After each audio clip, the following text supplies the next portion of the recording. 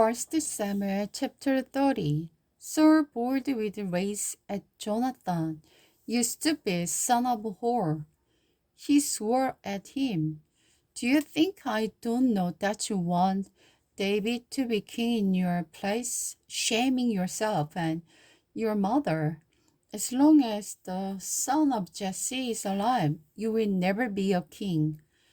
Now go and get him so I can kill him. But what has he done? Jonathan demanded. Why should he be put to death?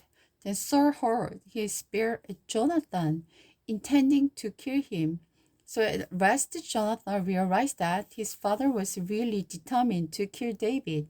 Jonathan left the table in fierce anger and refused to eat all that day, for he was crushed by his father's shameful behavior toward David. The next morning, as agreed, Jonathan went out into the field and took a young boy with him to gather his arrows. Start running, he told the boy, so you can find the arrows as I shoot them. So the boy ran, and Jonathan shot an arrow beyond him. When the boy had almost reached the arrow, Jonathan shouted, "The arrow is still ahead of you. Hurry, hurry, don't wait." So the boy quickly gathered up the arrow and ran back to his master. He, of course, didn't understand what Jonathan meant. Only Jonathan and David knew. The Jonathan gave his bow and arrow to the boy and told him to take them back to the city. As soon as the boy was gone, David came out from where he had been hiding near the stone pile. Then David bowed to Jonathan with his face to the ground. Both of them were tears as they embraced each other and said goodbye, especially David. At last, Jonathan said to David, "Go in peace, for we have made a pact. In the Lord's name, we have entrusted each other and entrust in each other's children into the Lord's hands forever." Then David left, and Jonathan returned to the city. David learns from Saul. David went to the city of Nob to see Abimelech the priest. Abimelech trembled when he saw him. "Why are you alone?" he asked. "Why is no one with you?" "The king has sent me on a private matter," David said. "He told me not to tell anyone why I am here. I have told my men where to meet me later. Now what is there to eat? Give me 5 loaves of bread. Anything else you have?"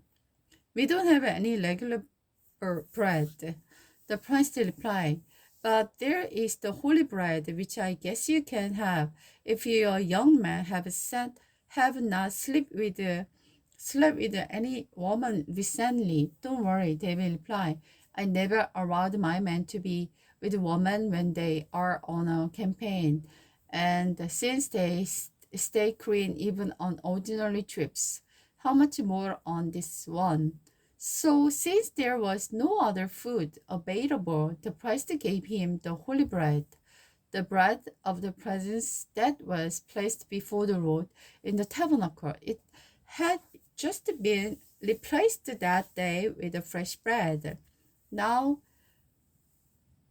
Doeg, the Abimelech's Saul's chief herdsman, was there that day for ceremony or purification. David asked Abimelech, "Do you have a spear or sword?" The king's business was so urgent that I didn't even have time to grab a weapon.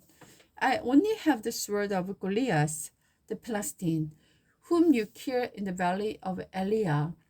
The priest replied, "It is wrapped in a cloth behind the abbot.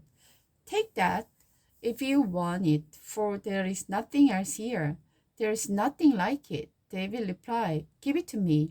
So David escaped from Saul to went to King Achish of Gath. But Achish's officers were happy about his being there. Isn't this David, the king of the land? He asked. Isn't he the one the people honor with dances, singing? Saul has killed his thousands and David his 10,000. David heard these commands and was afraid of what King Achish might do to him. So he pretended to be insane, scratching on door and drooling down his beard. Finally, King Achish said to his men, "Must you bring me a madman?